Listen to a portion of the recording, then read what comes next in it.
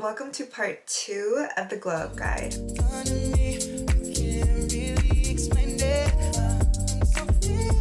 We got a lot to talk about. I got my ginger drink. My voice is gonna get raspy because I got a lot to say. Today we are gonna talk about how to actually glow up. Last video we talked about the physical glow up, and today we're gonna talk about the internal glow up, which is, in my opinion, the actual glow up. We're gonna cover discipline, how to be confident, how to not fear judgment, all of it. So buckle up, grab your little snackies, and chill with me for a minute. Don't be scared to whip out the notepad either. I just want to let you guys know that there's going to be some varied topics in here. We're gonna get really deep today, so just be prepared for that. Y'all, please don't mind me if I look down. I got my notes below, so heads up. Let's get into it. Obviously, if you want to be a better version of yourself, you're going to need a little discipline. You need discipline to move forward into who you want to be, all while giving yourself grace at the same time. So how are we going to be more disciplined? We're going to set clear goals. Plan your lifestyle with intention that is in favor of your goals. Think about the goal that you have and the lifestyle around it. You need to start planning your days a little more intentionally so that you're living day to day in favor of your goals. For example, a common goal, people want to be healthier and more fit. So if that's your goal, you're going to have to plan out your meals, plan out the workouts you're going to have, plan out how you're going to create a healthy environment for you to succeed in that. Plan out your days so you have a reserved time to work out. Now that you have this certain lifestyle in mind, you're going to want to make mini goals. I think it's a great idea to start weekly. This week, I want to do ABC to work towards XYZ. When you plan it out week by week, it's going to make the process of achieving your goals a lot less intimidating. And every week when you cross off ABC, it's a little win that you can run with. It's going to help you monitor that progress so that you build momentum to keep going. Keeping track of that is going to allow you to see how far you've come, and you're going to be a lot less likely to want to backtrack. You have this goal in mind. You might have had this goal for a long time, but you've had a lot of obstacles. You're going to want to identify these stumbling blocks. For example, I know if I hang out with Billy, I'm more likely to drink and not go to the gym the next day. That person or the environments you go to with that person triggers you to stumble. Knowing your weaknesses can be a huge strength. It gives you control and the upper hand on the path to success. So whenever you come across an obstacle, you'll be able to identify it. You're going to weigh out the pros and cons of it and decide in that moment if you're going to choose temporary satisfaction or your dream future. This year, I'm feeling everyone is just pushing themselves and wanting to be this best version of themselves. I want to push myself too, but at the same time, we need to remember to allow ourselves grace. Why? Because we will stumble. We are human and we're bound to stumble at some point. If you're too hard on yourself, you may fall into the trap of an all or nothing mindset. I've struggled with bulimia for years, you guys, like ever since I was in high school. And when you have an eating disorder, you kind of have this cycle of, I ate this unhealthy thing, so I might as well eat all the junk food I want today since I already failed at eating healthy. This is the all or nothing mindset. Doing one thing that doesn't reflect the expectations you made for yourself shouldn't be the thing that shapes your day or your identity. Because I ate that one thing that one day, my mind automatically went to, I'm an unhealthy person. I know that this mindset can be very common in perfectionists as well. If we accept the fact that we're going to stumble sometimes, it's going to prevent us from falling. If we take that into account, we can even be more prepared for when we do stumble so we could bounce back really quick. And another thing to know while you show yourselves grace is that your journey is going to look completely different than everyone else's. Once you're 20 and on, all your friends and everyone your age is in completely different places in life. So you really can't compare. Your journey is going to take time. Our journeys are actually the length of our whole life. But you have to make sure to love your current self without the success, without the body, without the relationship in order for you to have a true healthy glow up. Break. My voice is getting raspy. Ooh.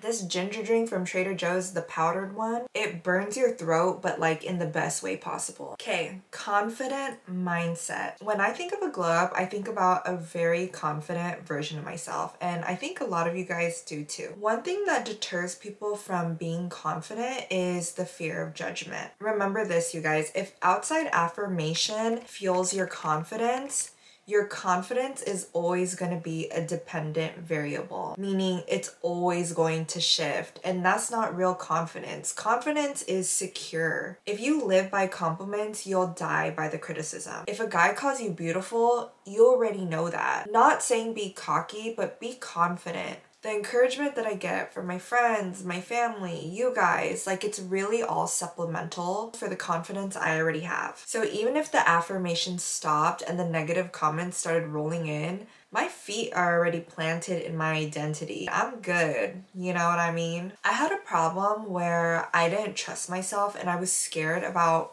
what other people think if I did the wrong thing. So I would get 10 affirmations on the next step before I even lifted a finger. That's 10 different opinions from people who may answer in a way that's more favorable for them. Getting the affirmations before I made every step either caused me to not step or step back. I'm learning that you gotta proceed in confidence whether people agree or not. The affirmations may come after you step, but honestly, if you were bold enough to get a new job, move to a new place, start getting fit, I doubt by the time people see the fruit of that you're going to care about their affirmation.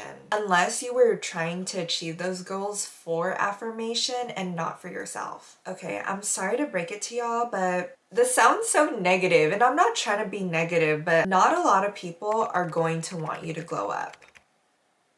As humans, we really like to categorize people, and when we go outside a box that people had already put us in, it makes them very uncomfortable. Have you ever had an experience where you got a promotion, or you start going to the gym, or you obtain an accolade, and strangers cheered you on, but your friends, your acquaintances, your family reacted in a way that you didn't expect them to? Well, these are the people who spent the most time with you. They've already created a detailed version of you in their heads. So if you acted a certain way for most of the time that they've known you, that is who you are to them. This is a box. Yeah, Kelly is so fun. She loves to party. We met in college and had the most memorable nights. And even now when I go out, I'm hitting her up because I know when I hit her up, I'm gonna have a good night, or we're gonna have a good time. When Kelly steps out of the box and wants to start being sober or living a healthy lifestyle and focusing more on her career, that becomes a problem to her friend. First of all, her friend lost a source of fun and may not know how to bond with this new version of Kelly. Second of all, it doesn't affirm the fun party drinking box that she had placed Kelly in. People like to be right. People like to know things. People like to categorize. And try not to internalize when people don't accept your glow up. It's just a more natural response to them. And it's not an excuse for them to be discouraging, but it just helps you understand them from a more empathetic perspective. Babes, people are always gonna judge you. We can't change that. We can really only set boundaries with these people. I mean, I could tell you the typical, girl, screw them, da-da-da-da, whatever, who cares? And yeah, like, whatever, that's their problem. But I want you to have a healthier way to handle this. When people judge you, it's a projection of insecurity and/or a trauma. Many of us have experienced things, whether it's a toxic relationship, maybe a parent who wasn't being a parent, or maybe it's bullying, all things that may create insecurity. Not everyone has been able to process things like this. These things are really hard to face. Most people don't want to face the things that they've been through, but we do have a responsibility to heal from our trauma so we don't hurt the people around us and project on them. At the same level, we should also be holding space and empathy for people who haven't had the support or strength to face their past. As a new Christian, when I feel judgment from someone, I'm learning to form this habit of just automatically praying for them. Not in a way that's like, Lord, they're a terrible person, like please heal them so they stop bugging me. No, more in a loving way, like fill their hearts. I pray healing over them. Automatically start praying healing over that person, where you truly like feel the hurt that they're expressing through the way that they treat you. And once I pray for people who are mean to me or judge me or who have hurt me in the past, like it changes my heart posture for that person immediately. I feel so much empathy for that person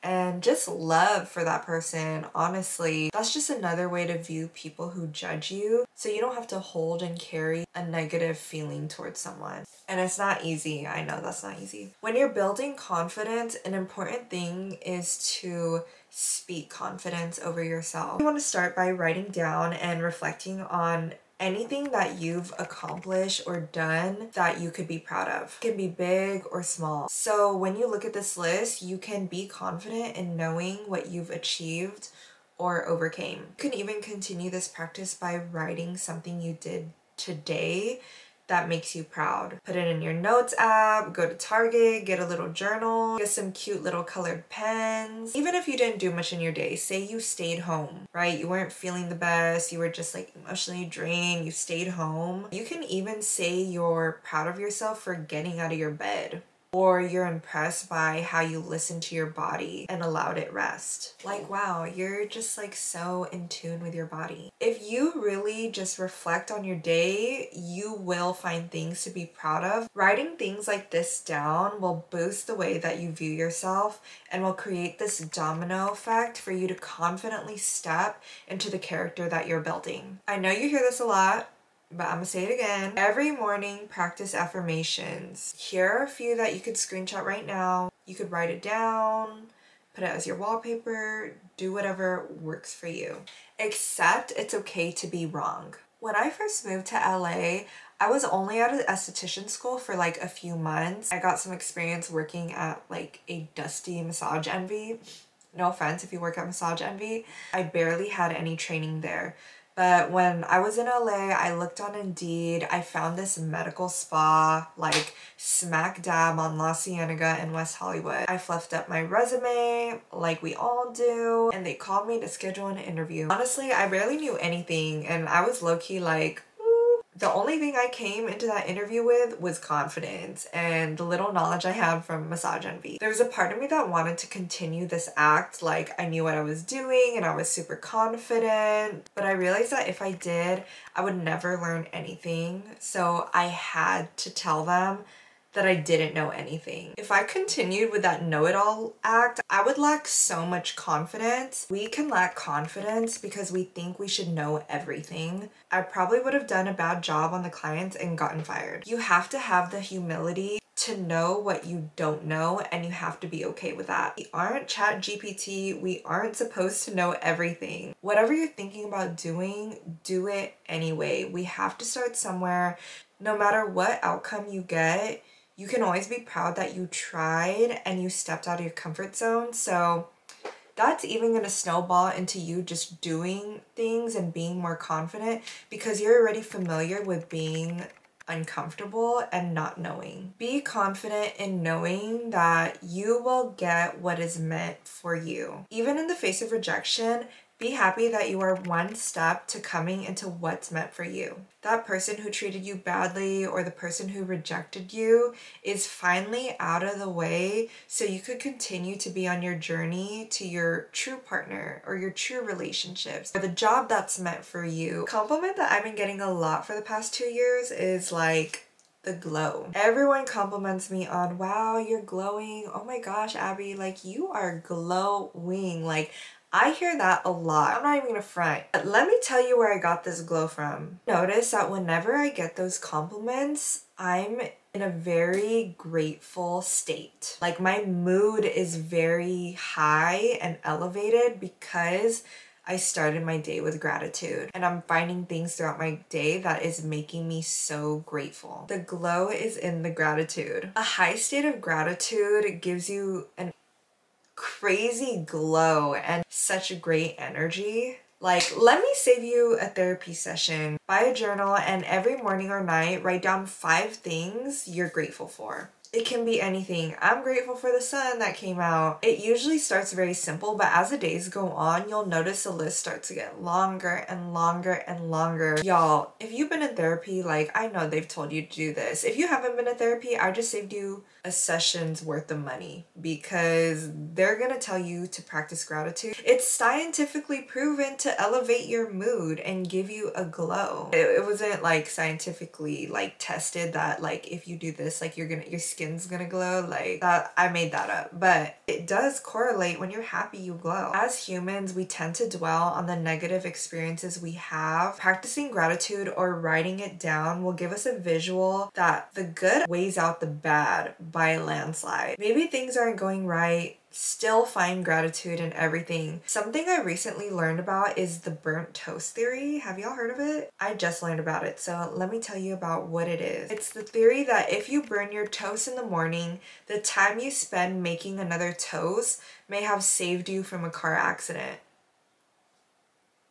Like, mind blown. What may seem like an inconvenience can actually be a blessing and you have no clue. So that's why I say there's so many things to be grateful for that you don't even know. We can't even wrap our minds about the amount of things we can be grateful for. Let's talk about healing and breaking cycles. Toxic or abusive relationships, overindulging, anxiety, distrust, overachieving to exhaust, like so many cycles that people deal with. But these are just symptoms of an underlying problem. They are the branches of the tree. You can try to cut them off, but they will keep growing back unless you uproot the tree. If you don't know your roots to your cycles, it's going to be extremely hard to break out of unhealthy life patterns. I would ask yourself, what seed was planted that sprouted into this huge tree with all these branches? Here's an example. Maybe you witnessed one of your parents be unfaithful when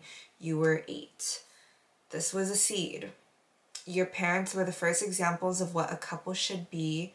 During that time, your parents were so emotionally entangled.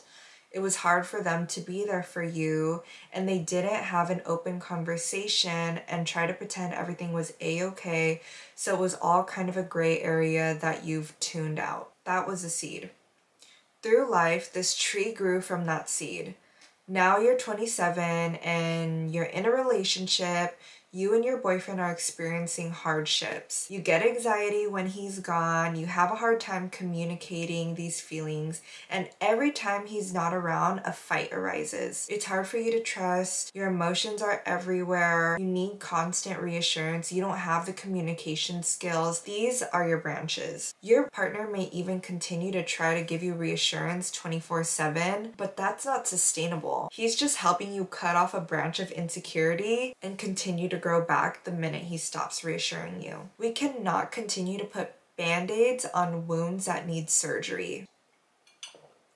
So how do we get to the bottom of this? I'm going to state the obvious: go to therapy. I'm such a huge advocate for therapy. A lot of people think like, oh, I don't know, like, I know it could be a hassle to do the process, go through insurance, get a referral, try out different therapists, but I'm telling you, our capacity to do things and see things is at the hands of our healing. I've been in therapy for about like 2 years now. Girl, let me tell you, it has shaped things for me. When it comes to therapy, the more willing you are to put in and be honest and open, the more you're going to get out of it. Therapy has helped me pinpoint things I've experienced that are connected to the habits and lifestyles I've had or I have today. With that, I've been able to process and get clarity on pretty much my whole life. Being able to talk things through and out loud with someone really helps with processing. Once you start to accept things you've been through as a real experience, you're able to start your healing process. Another thing that you could do is journal. Examine and write down the patterns you've seen within yourself. You could use this template. Whenever blank happens, I feel blank.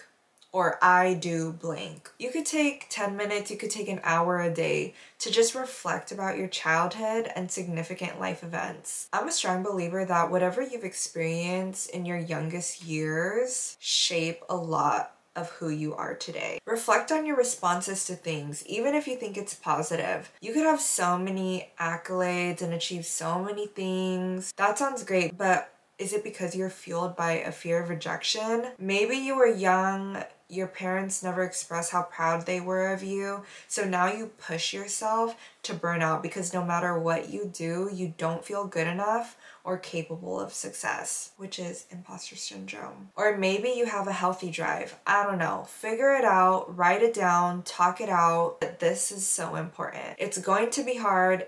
It may hurt, but I promise you it's better to feel this pain now than to continue to let it grow into this big toxic tree. Take it day by day, show yourselves grace. This process of healing is a lifelong thing. When we've experienced hurt in life, it's usually caused by another person. Most of the time it's from someone who was or is very close to us. One part of my testimony that I've experienced is that I was in a very physically abusive relationship. When I escaped that relationship, my whole life turned upside down. Like I felt like my life was over. It was so hard. I was getting interviewed by police. I had to relive that relationship every time I was interviewed. We lived together, so I had to leave my belongings, leave my home, leave my amazing job in LA, my friends out there, had to move back to my parents' house. I was completely broken. I was so embarrassed, and I faced really bad PTSD after that. Right after, I had a lot of hate and a vengeful heart. It was eating me up. In my head, I was thinking, how could someone treat me this way and they're just out there living normally, while I'm over here, can't sleep because of constant nightmares, can't even socialize because I'm too depressed. I held space for myself to feel what I needed to feel and process that season, but I realized that if I allowed my hate to snowball, it would hurt me more than it would hurt the person who abused me. Why would someone treat me that way? Well, the truth is, it was bound to happen, whether he did it to another girl or I got abused by another guy. I didn't deserve it, and an unhealed version of me was choosing partners. I started to master the art of not taking things personally, no matter what extreme. Most of the time when people hurt us, it's a projection of the things that they've been through. Like I said, we like to categorize people. I could have easily said, he did this to me, so he is a terrible person. But can we hold the weight of two realities? I changed a statement from that to, he did that to me, it was extremely hurtful, and he was a hurt, unhealed person. If I ran with the he was a terrible person statement, hate would have been engraved on my heart. But being able to see the person who's hurt you as a complex, layered human allows you to empathize with that person who's hurt you and forgive them. You have to forgive people. That doesn't mean you have to go and be all buddy-buddy talking to that person who hurt you. This is not your sign to text him. You can still set boundaries and forgive them. Forgiveness doesn't always have to be said.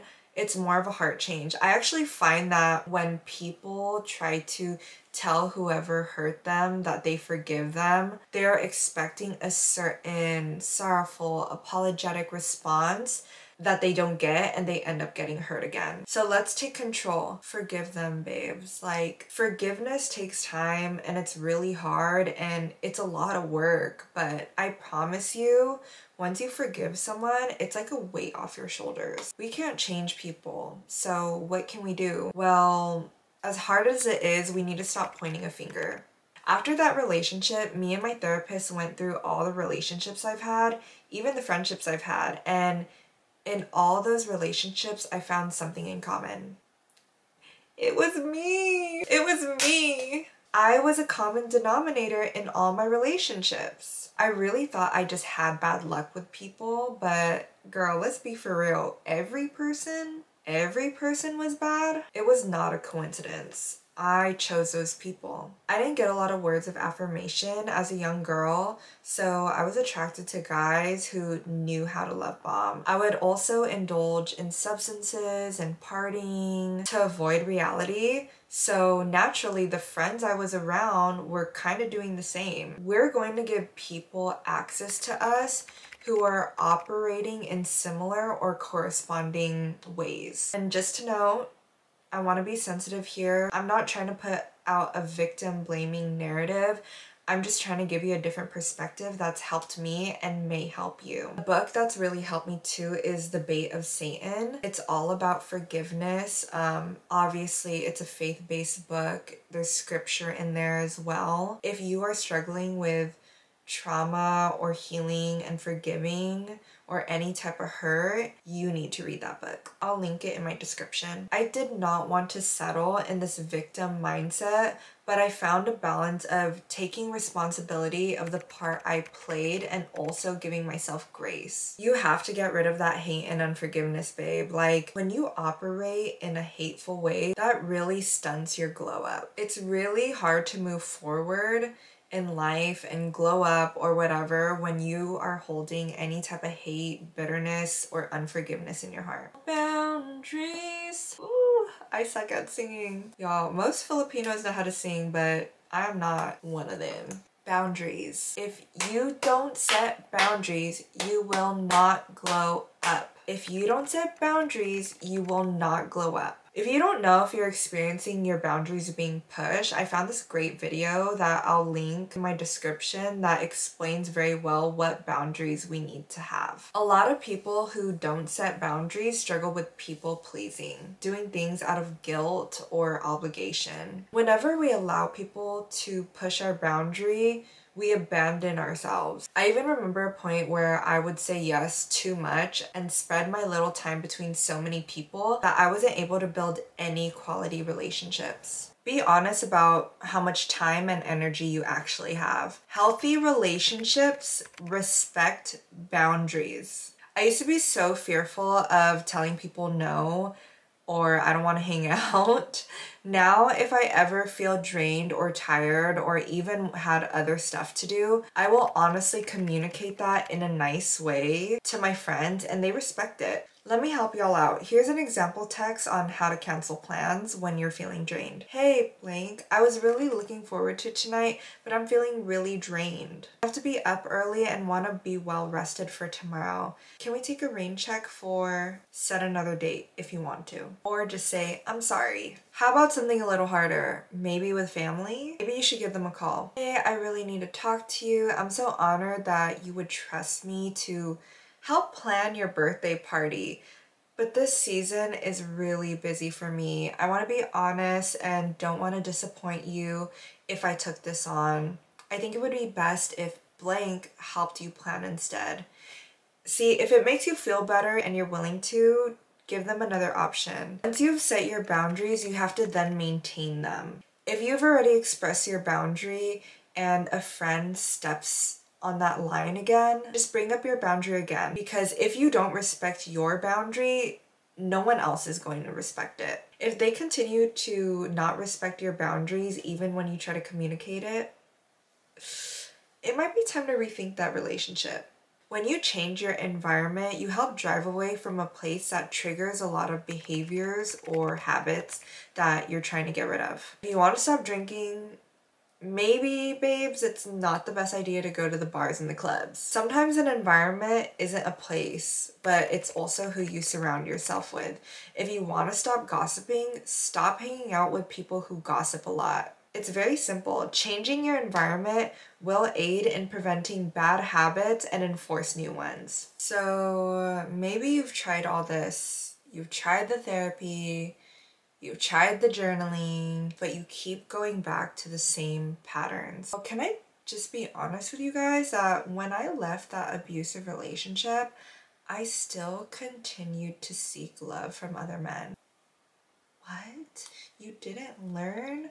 No, girl, I still wasn't healed. I didn't learn. It wasn't only until God met me where I was at and revealed to me my worth. He is the creator of love, and he showed me what true love is. And with a swiftness, God has filled this hole in my heart that I've been trying to fill my whole life. And only because of him, I realized my value. With the information that I learned from therapy, I was able to bring it to God, lay it down. He was the only one that could change my heart and give me real healing. And he has healed me expeditiously. Like, from what I've been through, I'm seriously mind blown on how fast he's sped up the process of healing for me. I definitely couldn't have done it on my own. I'm telling you right now, like, I'm a naturally hard-headed person. It was impossible for me to forgive in my own strength. But when God showed me grace over the things that I've done in my life, I was able to see that and give other people grace, especially those who've hurt me. I know it can be difficult to just start your walk with God, and honestly, it can be really hard to trust him. But like any other relationship, you need to get to know his character, and the trust will come naturally. God is worth trusting. He is perfect, and he will provide you all you need. My identity in him is so secure that I've never had this much confidence in my life.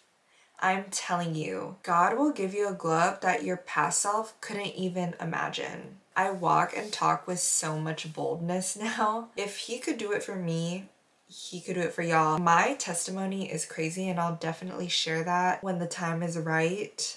But I'm so excited to see you guys apply whatever you've learned in this video. I would love to know what other videos you guys would like me to make. I will read all of them. Tell me this isn't God. From 700 to 7,000 subscribers in a month. Y'all, that's a lot. Like, it's insane. But I'm so grateful for each and every one of you. See you guys in the next video. Love y'all. Really explain it.